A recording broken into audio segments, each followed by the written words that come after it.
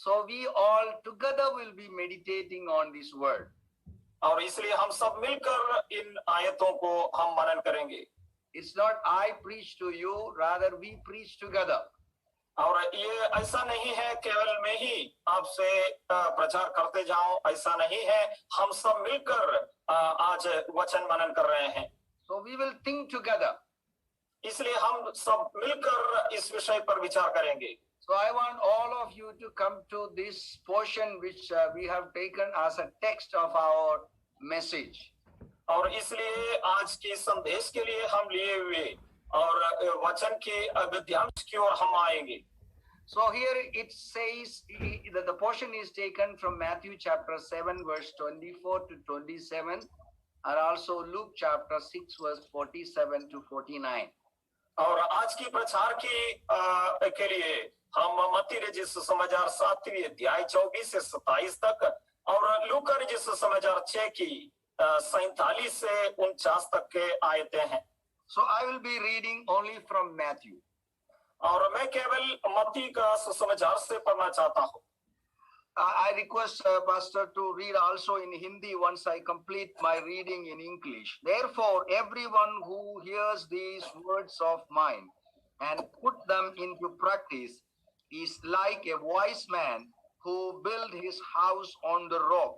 The rain came down, the streams rose, and the winds blew and beat against the house, yet it did not fall because it had its foundation on the rock. But everyone who hears these words of mine and does not put them into practice is like a foolish man who built his house on sand. The rain came down, the streams rose, and the winds blew and beat against that house, and it fell with a great crash. इसलिए जो कोई मेरी ये बातें सुनकर उन्हें मानता है वह उस बुद्धिमान मनुष्य के समान ठहरेगा जिसने अपना घर चट्टान पर बनाया. और मैं वर्षा और बाढ़ें आई और आंधियां चली और उस घर से टकराई, फिर भी वह नहीं गिरा क्योंकि उसकी नींव चट्टान पर डाली गई थी. परंतु जो कोई मेरी ये बातें सुनता है और उन पर नहीं चलता वह उस दुर्बुद्धि मनुष्य के समान ठहरेगा जिसने अपना घर बालू पर बनाया. और वह वर्षा और बाढ़ें आई और आंधियां चली और उस घर से टकराई और वह गिरकर सत्यानाश हो गया. So this is a very familiar portion for all of us. हम सभियों के लिए ये बहुत ही सुपरिचित गद्यांश है. So I just want to start this message with the title, The House on Rocky Foundation. इसलिए आज के संदेश को ऐसा शीर्षक देकर मैं शुरू करना चाहता हूँ कि चट्टान पर बनाया हुआ घर. We all want our constructions to remain stable and for long lasting. और हम हमारी सारी बनावट जो है और स्थिर दृढ़ और लंबी देर तक रहना चाहते हैं. A wise man never builds something that need to be fallen. और एक बुद्धिमान व्यक्ति ऐसा कोई चीजों को नहीं बनाता है कि वो गिर जाएं. So we all have an anticipation and expectation that whatever we do should remain. और इसलिए हम जो भी करते हैं इस प्रकार की और पूर्व अनुमान हम करते हैं कि जो भी बनाते हैं वो स्थिर और दृढ़ रह जाएं. Whether it is a physical construction or our spiritual ministry, anything that need to remain solid and strong, there should be some qualities and qualifications for it. और चाहे बौद्धिक तौर पर कुछ बनावट के बारे में कहें या आत्मिक तौर पर जो हमारी सेवकाई के विषय में कहें, अगर वो स्थिर और दृढ़ रहना है उसको इस प्रकार एकदम पक्का और जो चट्टान पे बनाया हुआ घर के समान होना चाहिए. So let us look into this small parable which Jesus said as a concluding remarks of his lengthy discourse of chapter 5 to 7. आइए हम इसलिए आज की जो गद्यांश जो प्रभु यीशु मसीह की ओर से निकला हुआ जो कदम समाप्त करने के समय में उसने बताया हुआ ऐसा दृष्टांत है जब वो 5 से लेकर 7वीं अध्याय तक जिन्होंने जो प्रभु यीशु मसीह ने उपदेश देकर समाप्त करने के समय में बताया, his Sermon on the Mount was a lengthy discourse, a lengthy message.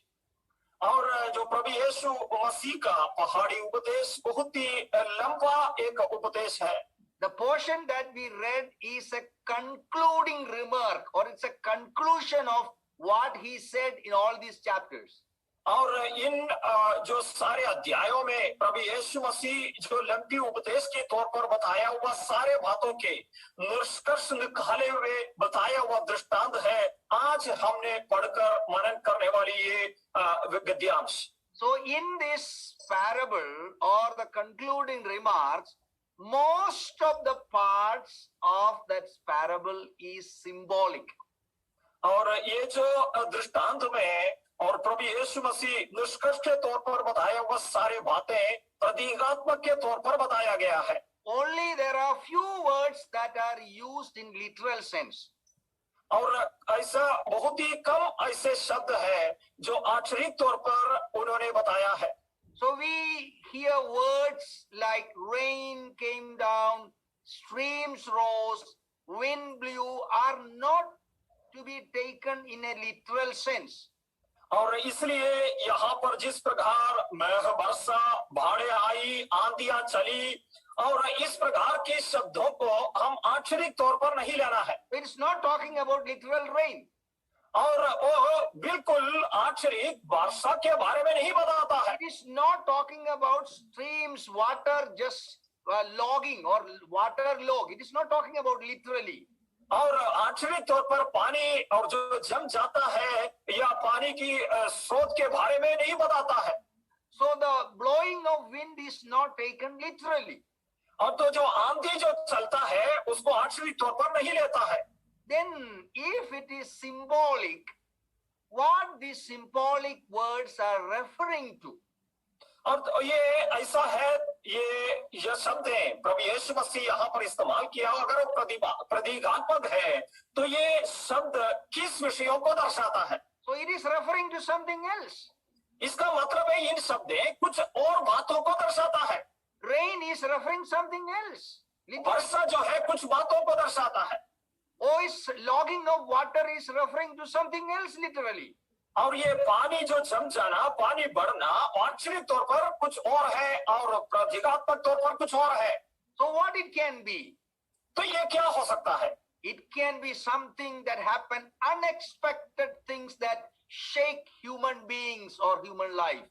इसका मतलब ये है अचानक जब लोग जो इंतजार नहीं करते हैं और जो उस प्रकार आया हुआ उनको जो हिलाने की तौर पर आया हुआ कुछ ऐसी बातें हैं। So it is referring to unexpected things that happens in our life. तो ये हमारी जीवन में अकस्मात तौर पर आने वाली ऐसी बातों के विषय में बता रहा है। So you can connect it with any of the difficult things that you face in your life. इसका मतलब है आपके जीवन में जो कठिन समस्या आप जो सामना करते हैं उस विषय से जुड़े हुए इन बातों को आप समझ सकते हैं। So it can be anything that happens in your life. तो ये ऐसा कोई भी हो सकता है जो आपका जीवन में अकस्मात तौर पर आते हैं। So when these unexpected things happens in your life, जब इस प्रकार अकस्मात बातें आपके जीवन में जब हो जाते हैं, there are two results. उसकी दो परिणाम होते हैं। One is that some are not fallen or shaken. It is not off, it is or shaken. Some are not fallen or shaken. और इसमें और ऐसे दो परिणाम में एक ऐसा हो सकता है, कुछ जो है गिर नहीं जाते हैं या हिल नहीं जाते हैं। And some are fallen with great crash. और कुछ ऐसी है जो है बड़ी जोर से गिरी जाती है। So Jesus is telling that in your life, whatever you listen from me, you should take with a positive spirit, or else there can be two results. Either you can stay strong or you will be fallen. और इसलिए प्रभु यीशु इस प्रकार कहता है, जो बातें मैं कहता हूं उसको सकारात्मक तौर पर लो, नहीं तो उस उसकी नतीजा दो प्रकार की हो सकता है, और टिक रह सकता है, नहीं तो गिर जा सकता है। So let us connect this parable to our current life situation. और इसलिए वर्तमान की हमारी जीवन परिस्थितियों के साथ इस दृष्टांत को जुड़े हुए हम विचार करें। We all agree 100% that we live in a dark and difficult times. हम सभी इस बात में सहमत हैं कि हम इस प्रकार की बहुत ही अंधकार और कठिन समस्याओं को सामने कर रहे हैं, Everything is shaking together. और सब कुछ मिलकर हिल रहा है। All our dreams are shattered. हमारी सारी सपनाएं खत्म हो रहा है। Sometimes we think that our faith is not enough to stand in this particular situation. और कभी कभी हम लोग इस प्रकार सोचते हैं, इस विशेष परिस्थिति में और कठिन परिस्थिति में हम टिके रहने के लिए हमारा विश्वास काफी नहीं है, ऐसा भी लगता है। We have seen that many who are called to be Christians found it difficult to live in this pandemic situation. और जो मसीह कहलाते हैं, ऐसे कई सारे लोगों को इस प्रकार की महामारी की और समस्या में जीना मुश्किल हो चुका है। And we have tested that many could not make Christian life meaningful in these difficult times. और हम ये भी समझते हैं, इस प्रकार की वर्तमान की कठिन समस्याओं में कई सारे विश्वासी लोग अपने मसीह जीवन और अर्थपूर्ण नहीं जी पाते हैं। So we live in a situation where is uncertainty everywhere. और ऐसी परिस्थिति में हम जी रहा है जहां पर अस्थायी और अस्थिरता दिखाई दे रहा है। We see and hear things we never heard and saw. और अब तक हमने जो नहीं सुना है, उस प्रकार की बातों को हम सुन रहे हैं और देख रहे हैं। Now I'm not going to explain much on that. और इस विषय को ज्यादा वर्णन करना नहीं चाहता हूं। In Joel chapter 1 verse 2, prophet Joel says, "Hear this, you elders, listen, all who live in the land.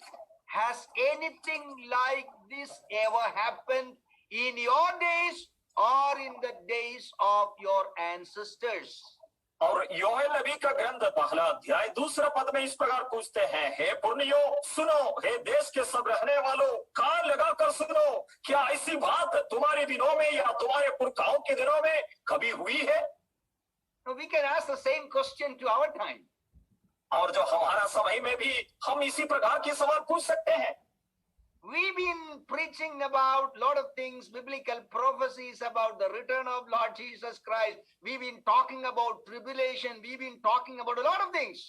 और हम कई प्रकार की और जो वेद शास्त्र से जुड़े हुए ऐसी तत्वों को हम सिखाते जा रहे हैं कि प्रभु यीशु मसीह का दोबारा आगमन और जो महापीड़ा के विषय में क्या होगा, और इस प्रकार की कई सारे बातों की चर्चा और प्रचार करते जा रहा है।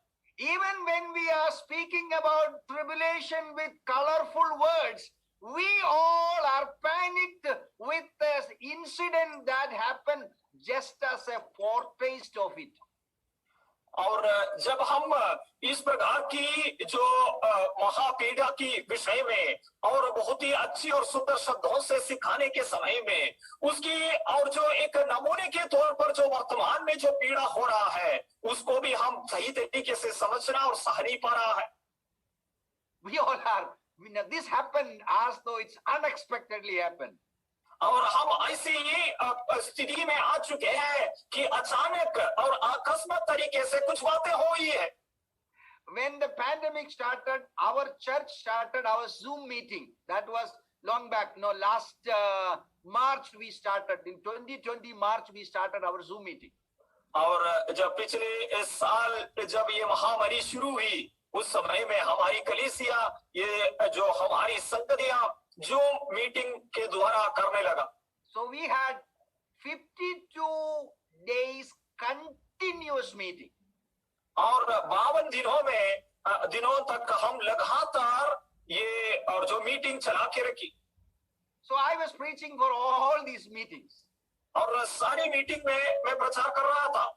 So in one of this meeting in the beginning time I said, और शुरुआत के समय में एक मीटिंग में मैंने इस प्रकार कहा, if we are so panicked with this, how much we will be panicked about what things are going to come. और ये वर्तमान में हम इतनी गड़बड़ी हमारी जीवन में चल रहा है, तो भविष्य में आने वाली बातों में हम कैसे सामना करेंगे? If our faith is shaking with corona, how much we will be shaken when real things are going to come in connection with the return of Lord Jesus Christ. ये वर्तमान में इस कोरोना के सामने अगर हम इतने हिल जाते हैं, तो भविष्य में प्रभु यीशु मसीह का पुनरागमन के साथ और उसके जुड़े हुए सारे विषयों के सामने हम कैसे टिक पाएंगे? So we have to have a real understanding. Then only we can have our house, ministry, our life built on strong foundation without being shaken. और तभी तो हम समझ पाएंगे हमारी सेवकाई जो घर के समान है, वो सही जगह पर बनाया गया है या हिलने की दौर पर बनाए गए हैं। We see a lot of changes everywhere. और हर जगह पर परिणाम को देखते जा रहा है। We see terrestrial changing, environmental changes, we see climate changes, and then we see unprecedented political changes happening everywhere around us. और जो हमारे चारों ओर कई प्रकार की परिवर्तन होते जा रहा है, और जो मौसम की परिवर्तन हो रहा है, वातावरण की परिवर्तन हो रहा है, और राजनीति की परिवर्तन हो रहा है, इस प्रकार की कई परिवर्तन होते जा रहा है। So our spiritual life is happening in a situation where everything is unfavorable for us. हमारी वर्तमान की स्थिति में हमारी आत्मिक जो विषय और आत्मिक परिस्थिति उसी प्रकार है कि और हर जगह जो बदलते हुए परिस्थिति में होते जा रहा है। So in such a situation, how one can stay strong against all these things? तो ऐसा है तो एक व्यक्ति कैसे इस प्रकार की परिस्थितियों में और बलवंत होकर टिके रह पाएंगे? How your spiritual life can be built without being shaken? आपकी आत्मिक जो स्थिति है कैसे आप मजबूत बना सकते हैं? Jesus says in this parable, यीशु इस दृष्टांत में इस प्रकार कहता है, I said it in the introduction, this is only a conclusion of what Jesus was speaking from the chapter 5, 6 and 7. और शुरुआत के समय में मैंने आपसे ये स्मरण दिलाया कि प्रभु यीशु मसीह का निष्कर्ष निकालने की तौर पर उन्होंने ये दृष्टांत बताया है जो 5, 6 और 7 अध्यायों की तौर के उपदेश की निष्कर्ष के समय। So what we have to do? तो हमें क्या करना होगा? Hear these words. और हमें इन बातों को सुनना है। What are the words? और शब्द क्या होता है? All that Jesus said in 5, all that Jesus said in 6, all that Jesus said in 7. तो प्रभु यीशु मसीह 5वें अध्याय, 6वें अध्याय और 7वें अध्याय में जो बातें हमें बताया है, उन सारे बातों पर हमें ध्यान देना है। Is it only simply listening those things? क्या ये केवल सुनने से काम चलेगा? Just to listen those words, maybe it can be completed with 1 hour. और ये इन सारे उपदेशों को केवल सुनना है तो 1 घंटे में आप सुन सकते हैं। But the second thing what I am just telling you, you have to put them into practice. और दूसरी बात मैं आपसे कहना जो चाहता है, उन बातों को आप अभ्यास में लाना है। How much time you need to put them into practice? और प्रायोगिक जीवन में आपको इन बातों को ले आने के लिए कितना समय आपको चाहिए? 10 hours? क्या 10 घंटा? 1 day? क्या 1 दिन? 1 year? क्या 1 साल? I should with a humble heart, I said, our one life is not enough to put them into practice. और विनम्र मन से मैं इस प्रकार कहना चाहता हूं, हमारी जिंदगी पूरा भर के समय इन विषयों को, इन उपदेशों को हमारे जीवन में प्रायोगिक तौर पर लाने के लिए काफी नहीं है। Many times we accept in the presence of the Lord and we realize that we have failed to put them into practical life, even with the complete life. अक्सर हम इस प्रकार अनुभव करते हैं और समझते हैं प्रभु यीशु मसीह के उपदेश हमारा जीवन में और उनके जीवन के प्रयोग में ले आ नहीं पाता है। Many times we have failures बहुत बार हम पराजित हो रहा है and we accept our defeat, telling Lord, this I am not able to put them into practice. This is not completely put into practice in my life. I'm failing in these areas. और बहुत बार हम प्रभु यीशु से इस प्रकार कहते हैं, प्रभु जी मैं इन बातों को मेरा जीवन में पूरा कर नहीं पाया, मैं फलाना विषय में एक पराजय बन चुका हूँ। So we have to put all these things Jesus said in his lengthy discourse. और इसलिए प्रभु यीशु मसीह अपने लंबी उपदेश के विषय में बताया हुआ सारे बातों को हमारा जीवन में अभ्यास में लाना है। When we put them into practice, our house will be strong and solid without being shaken. और जब इन बातों को हमारे जीवन में हम प्रयोग में ले आता है, तब हमारा जो विश्वास रूपी घर जो है और ऐसा दृढ़ और मजबूत होंगे और कभी नहीं हिलेंगे। Nothing can shake you. और कुछ भी नहीं हिलाएगा। Corona cannot shake you. और ये कोरोना आपको हिला नहीं सकता। Political change cannot shake you. और राजनीतिक परिवर्तन आपको हिला नहीं सकता है। Things that comes like a flood and fire cannot change you. और एक जल प्रलय और आग की तौर पर आपके जीवन के सामने आने वाले बात भी आपको हिला नहीं सकता। Jesus said everyone who listen and put them into practice is like a man who built his house. Nothing can shake that house. और प्रभु यीशु मसीह ने इस प्रकार बताया है, इन बातों को जो सुनता है और मानता है वो व्यक्ति को कोई भी विषय उसके जीवन में जो आता है हिला नहीं सकता। If you really want to live a strong and solid life in this 21st century, you have to give careful attention of those things Jesus taught in his Sermon on Mount. और प्रियो 21वीं सदी में आपको ऐसी अचंचलित जीवन विश्वास जीवन अगर आपको बिताना चाहता है तो प्रभु यीशु मसीह अपनी पहाड़ी उपदेशों में बताए वो सारे बातों पर ध्यान दे और मान कर चले। I know I will not be able to complete all these things Jesus taught in these 3 chapters. और मैं समझता हूँ प्रभु यीशु मसीह इन 3 अध्यायों में सिखाए वो सारे बातों को मैं आपको सिखा नहीं सकता। But I will be just bringing few things from chapter 5. और लेकिन कुछ बातें जो 5वीं अध्याय से जो है आपके ध्यान में ले आना चाहता हूँ। So we will start with chapter 5, verses 1 to 10. 3 to 10. और इसलिए हम 5वीं अध्याय और पहली आयत से 10वीं आयत तक जो बातें हैं उस पर हम ध्यान देंगे। So we have to check whether we have these things. और इसलिए हमें इन बातों को देखना होगा कि ये हमारे जीवन में है कि नहीं। In chapter 5 verse 3 to 10, the words of Jesus Christ are said known as beatitudes. और ये जो 5वीं अध्याय 3 से लेकर 10वीं आयत तक जो प्रभु यीशु मसीह के जो बातें हैं वो धन्य वचन के तौर पर जाना जाता है। So here it is said that we must have a changed attitude in our spirituality.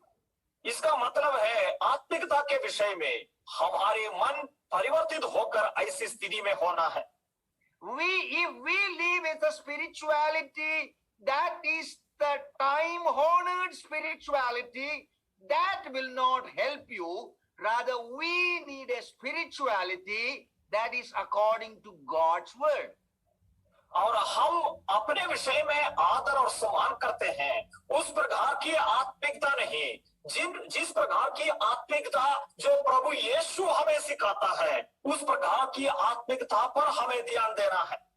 Today's spirituality is so trendy spirituality.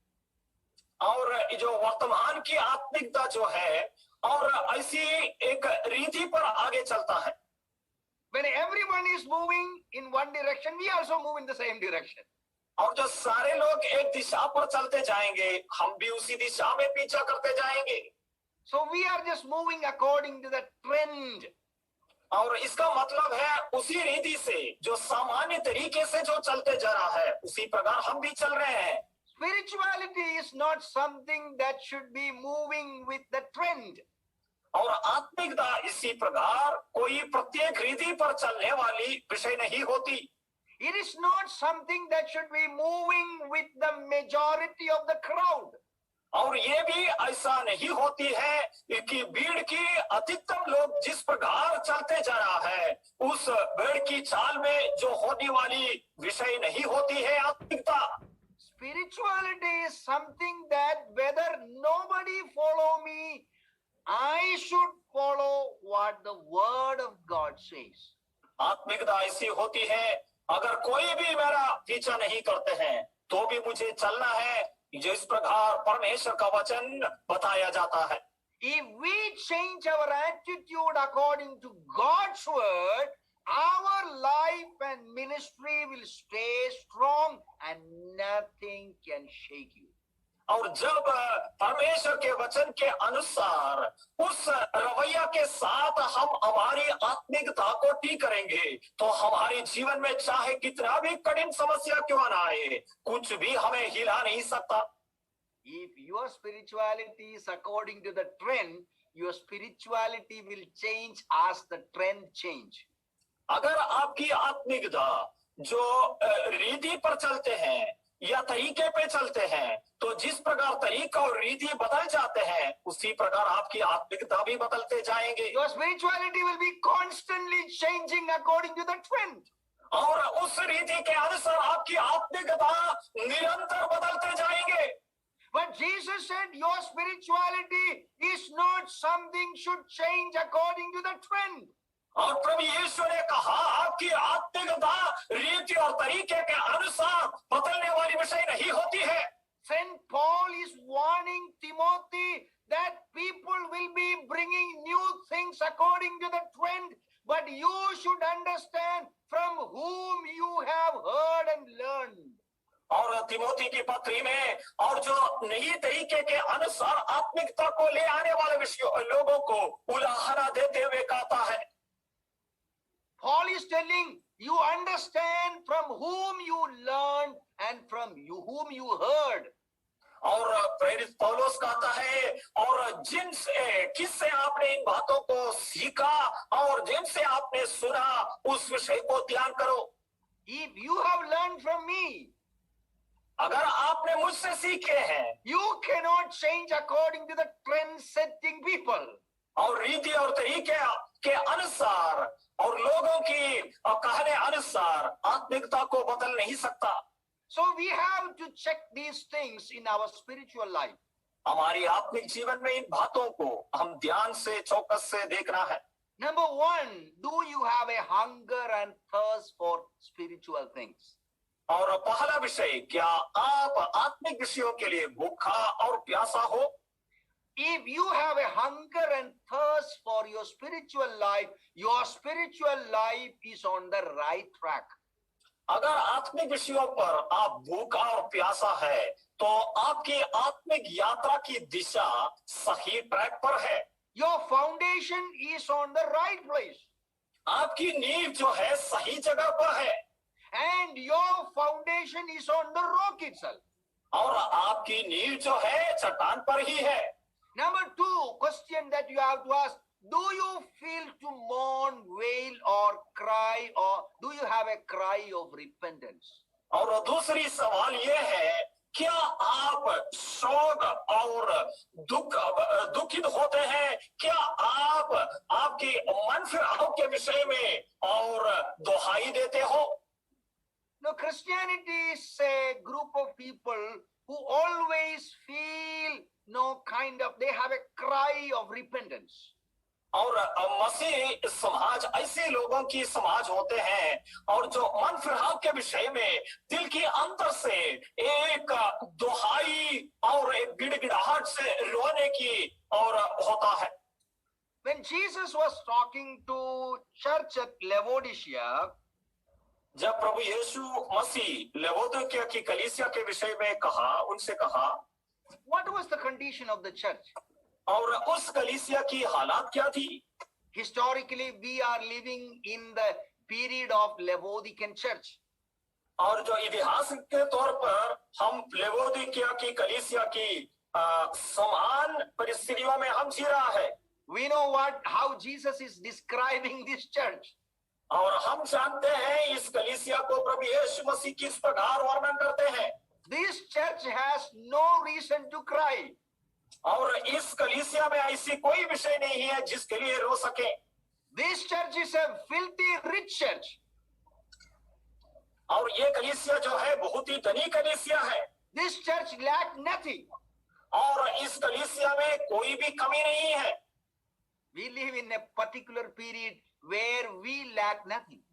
और हम भी ऐसी और कोई विशेष परिस्थिति में जी रहा है और जहां पर कोई विषय की कमी का अनुभव या महसूस नहीं करते हैं. We don't see crying Christians. हम लोग और जो रोने वाली मसीह को नहीं देखते हैं. But there was a time where people were having tears in their eyes. They were mourning, not simply because they don't have financial or physical blessings. और लेकिन हम ऐसी पुरनियों को और पूर्वजों को देखते आया है, वो हमेशा रोते हुए और आंसू बहाते हुए, जो उनकी शारीरिक और आर्थिक विषयों के लिए नहीं था, आत्मिक विषयों के लिए शोक मनाने वाले, आंसू बहाने वाले लोग थे. Their heart were crying hearts. और वो रोने का ऐसा दिल हो रखता था. I'm sorry, I don't have time to explain things. No, do you still have meekness left in your life? क्या आपके जीवन में आप नम्रता को बनाए रखते हो? Do you have a hunger and thirst for righteous living? और धार्मिक जीवन के विषय में क्या आप भूखा और प्यासा हो? Do you have some mercy left in you? क्या आपके जीवन में आप कुछ दया बचा के रखे हो? Do you still have a pure heart? क्या आपके मन शुद्ध हो? Are you a peacemaker or a peace breaker? क्या आप मेल कराने वाले बंदे हैं या आप मेल तोड़ने वाले बंदे हैं? Have ever persecuted for righteousness? क्या धर्म के कारण कभी सताए गए हो? Have you been insulted for him or you have insulted him? क्या आप प्रभु के विषय में कोई निंदा सहा है या आप प्रभु को निंदा करने वाले व्यक्ति हो? Now these are the questions that you have to ask. और इस प्रकार के सवाल आप खुद से पूछना है. If our life need to be strong and solid, अगर हमारी आत्मिक जीवन और दृढ़ और बलवंत होना है, Jesus said them, प्रभु यीशु इन बातों को कहा, change your attitude in your spirituality. आत्मिक जीवन में और आपकी रवैया को बदल जाए. Check your spirituality. आपकी आत्मिकता पर आप ध्यान दें.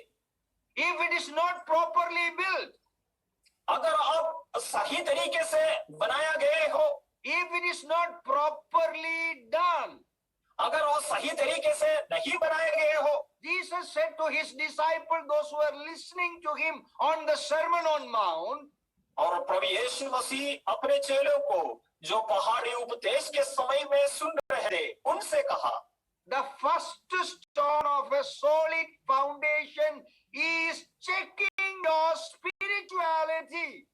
और आपकी नींव की पहला पत्थर जो है, आपकी आत्मिकता पर ध्यान देना होता है. If that is not properly laid, अगर वो सही तरीके से बिछाया नहीं गया है, every stone that is built in connection with will be shaken. और उससे जुड़े हुए हर पत्थर जो रख के बनाए जाते हैं, वो सब हिल जाएंगे. When unexpected things happens, जब अकस्मात बातें होते हैं, if your spirituality is properly laid and founded, nothing nothing shake you. आपकी आत्मिकता सही है तो आपको कोई भी विषय हिला नहीं Your सकता। spirituality is properly built. अगर आपकी आत्मिकता सही तरीके से बनाए गए हो, May anything come to your life, you will be telling nothing that matters because I am strong matters in my life other than that. और चाहे कुछ भी कठिन विषय क्यों ना आए, आप इस प्रकार बिंदास कर पाएंगे, कुछ भी आए मैं कभी भी हिल नहीं सकता क्योंकि मेरी आत्मिकता सही नींव पर बनाया गया है।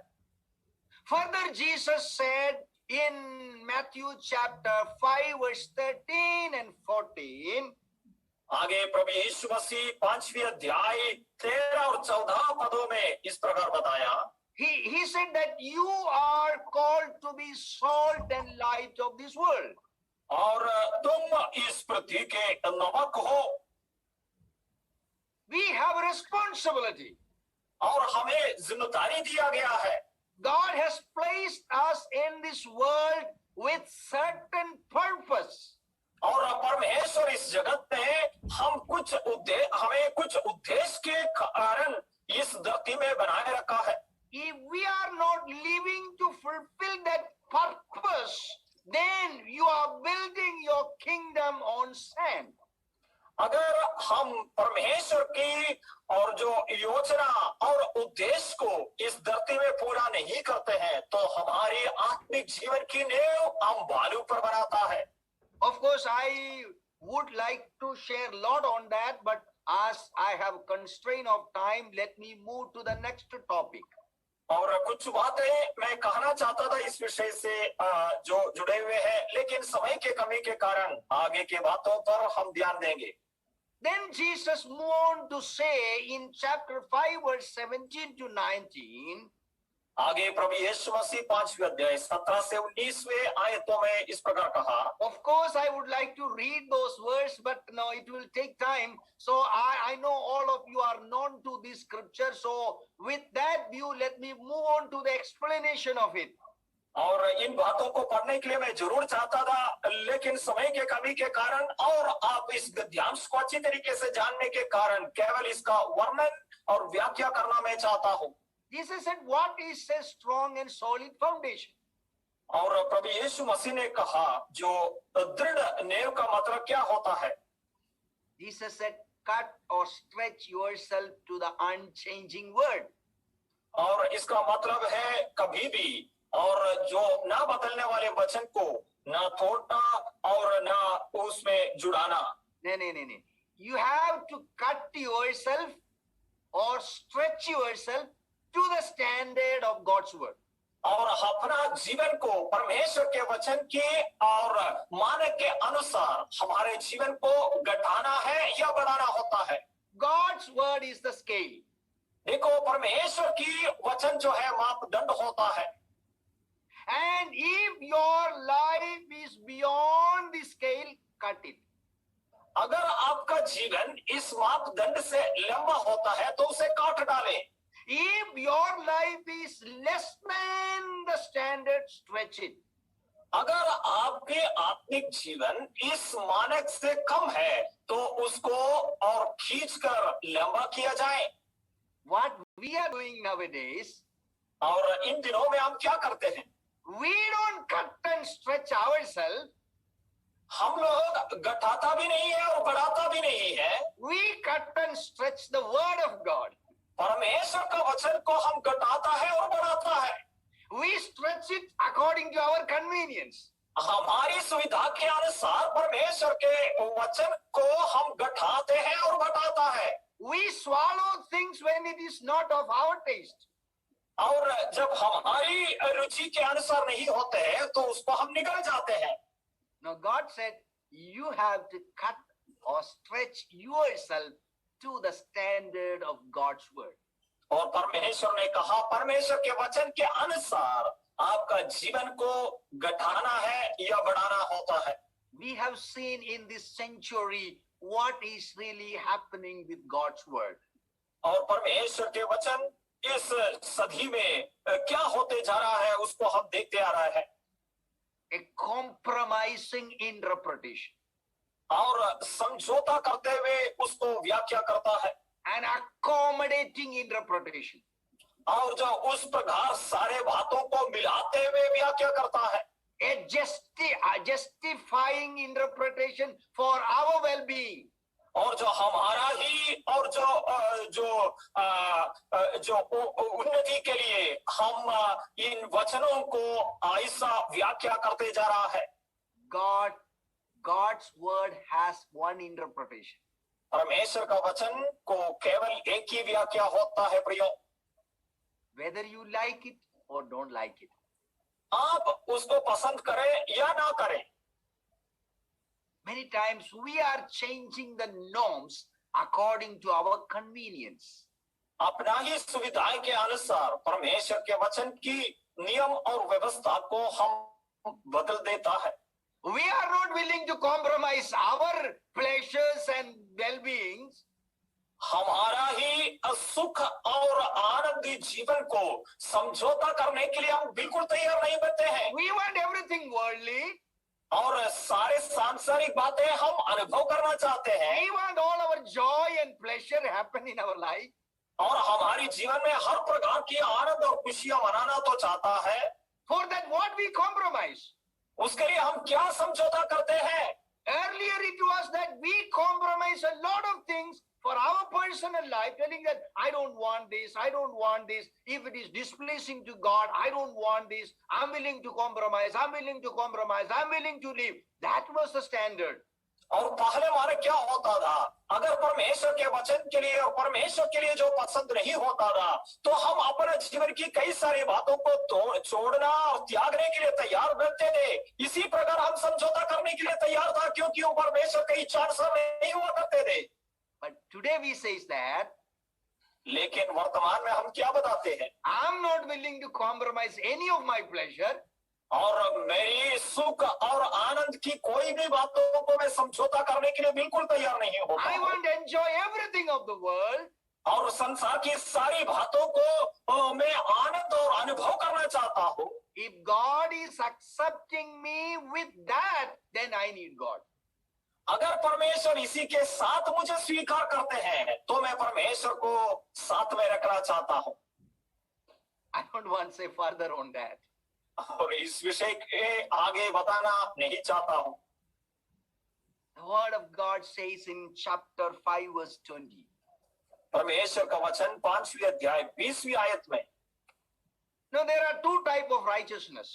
यहाँ पर दो प्रकार की धार्मिकता होती है। There is a righteousness which is very easy, easy righteousness. और यहाँ पर बहुत ही आसान और सहज धार्मिकता दिखाई दे रहा है। That we call it relying on easy righteousness.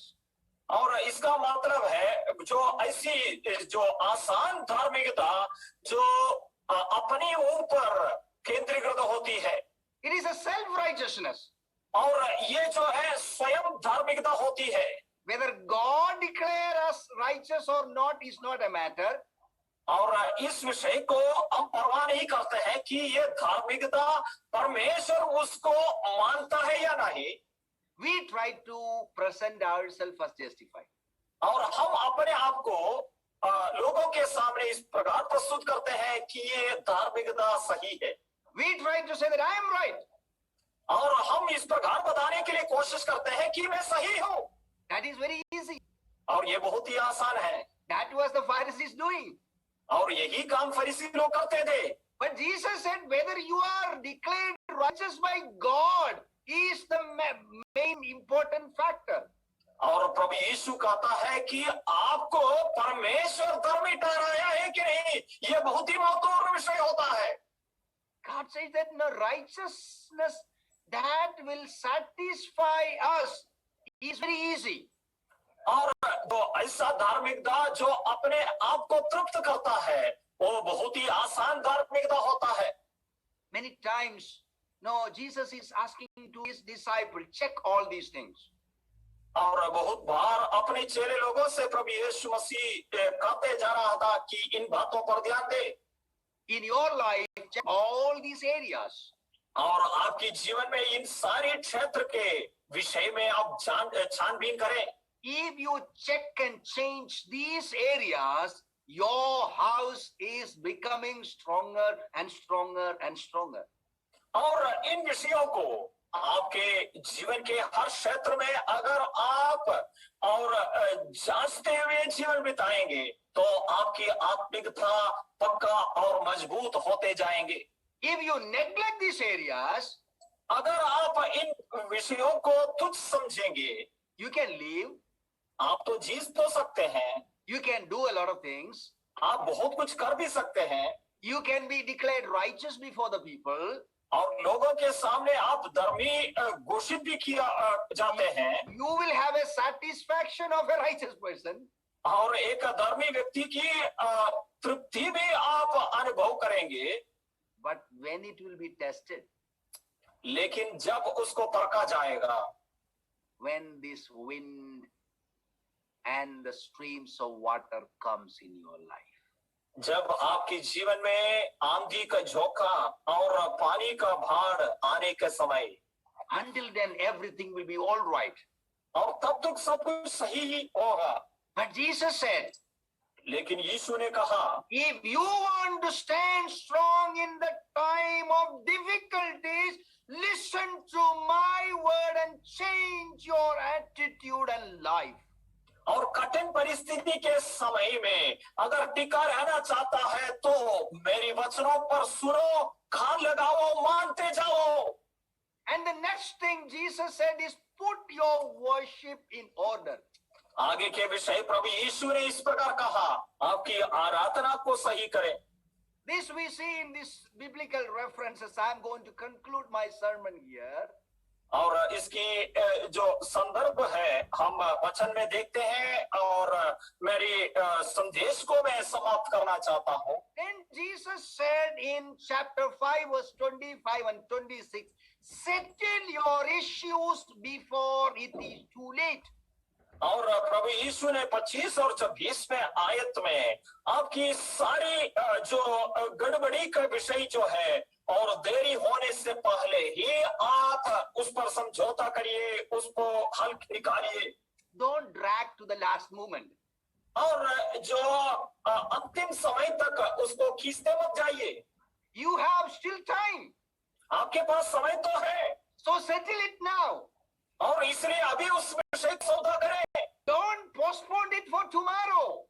और कल के लिए उसको खींचते ना जाइए। You may not know what tomorrow is going to hold for you. आप नहीं जानते हैं कल का समय आपके लिए कैसा होगा। And then Jesus said in 5 verse 27 to 32, curtail your sexual and emotional organs. और 27 से लेकर 5वें अध्याय में प्रभु यीशु मसीह इस प्रकार बता रहा है। और I'm not explaining that. और इन विषयों को मैं ज्यादा वर्णन करना नहीं चाहता हूँ। And then in 5:33 to 37 he says, keep your word. और 5:33 से 37 तक के वचनों में आप जो प्रसंग कहते हैं उस पर ध्यान दीजिए। You must be a promise keeping person. आप जो शब्द को पूरी करने वाला व्यक्ति होना चाहिए। And then we see in the further word Jesus said that practice love that has more power than vengeance. और प्रभु यीशु आगे इस प्रकार बता रहा है, और प्रेम को आप प्रायोगिक जीवन में और करते जाएं, और जो प्रतिकार से भी और अधिक शक्ति प्रेम में होता है। And in 1 Corinthians chapter 12 verse 31, Paul says that love is a lifestyle. और पहली कुरिन्थियों की पत्री 12वां अध्याय में पौलुस कहता है, प्रेम जो है आपकी जीवन की शैली होनी चाहिए। It's not a concept, it's not an idea, it's a lifestyle. और ये कोई धारणा नहीं होती है, ये कोई आपका आशय नहीं होती है, ये आपकी जीवन की शैली होनी चाहिए। It has power more than vengeance. और जो प्रतिकार और बदला लेने से, पलटा करने से और जो अधिक सामर्थी प्रेम होता है। If you have love, you can do more than a person who take vengeance on other people. और देखिए, अगर आप प्यार करते हैं तो ये प्यार जो है और जो बदला लेने वाला व्यक्ति से भी और उसकी सारे विषयों से भी अधिक सामर्थ्य होते हैं। And then in conclusion, he says that have the divine character, act as God acts. और अंत में और प्रभु यीशु कहता है आपके जीवन में ईश्वरीय स्वभाव बनने पाए।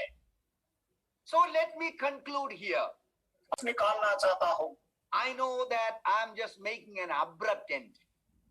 और मैं ये समझता हूँ मैं इस प्रकार और एक ऐसा कोशिश किया है कि इस बातों को बताने के लिए। Let us come back to chapter 7 verse 24 to 27. आइए 7वीं अध्याय 24 से 27 आयत तक की ओर हम आए। If we live in a difficult times, अगर हम ऐसे एक कठिन समय में जीते हैं, who can protect us? कौन हमें सुरक्षित रख सकता है? Who can protect our ministry? हमारी सेवकाई को कौन सुरक्षित रख सकता है? Who can protect our life? हमारा जीवन को कौन संभाल सकते हैं?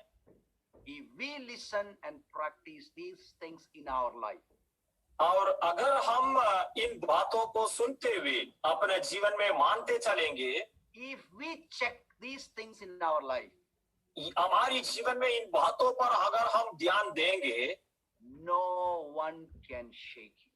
और कोई भी तुम्हें हिला नहीं सकता। It will make you such a strong person where you can face any challenges that may come more powerful than this pandemic. और इन वचनों को आपके जीवन में आप प्रायोगिक जीवन में ले आते हैं तो आपको ऐसी बलवंत व्यक्ति बनाएंगे। आपको कोई भी कठिन परिस्थिति या इस प्रकार की जो महामारी को भी आप सही तरीके से सामना कर सकते हैं। May the Lord richly bless one and all to be strongly founded and build your life and ministry on the rock. और परमेश्वर आपको सहायता और आशीष करने पाए कि हम सभी को परमेश्वर के वचन पर और सामर्थ्य और बल